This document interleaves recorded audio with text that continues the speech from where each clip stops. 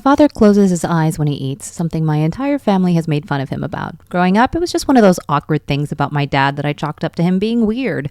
But then he once told me the story about when he was a little boy. My grandfather would randomly refuse him any food or water for days until my grandmother begged him to relent for fear my dad would starve to death. When I asked my dad why Grandpa would do this to him, he'd close his eyes, shrug his shoulders, and say, punishment. He then told me about how my grandfather would wake him up in the middle of the night, force him to walk barefoot to the cemetery, again as punishment. To this day, my dad still doesn't know what transgressions provoked these punishments. Daddy would laugh when he'd tell me these stories, like his father was just some kooky old man and not an abusive monster who left a mark so hideous on my father that Daddy sometimes has to close his eyes to hide from them. It's one of the reasons I don't make fun of him anymore. And it's also one of the reasons that I do not regret that my grandfather died long before I had the pleasure of meeting him.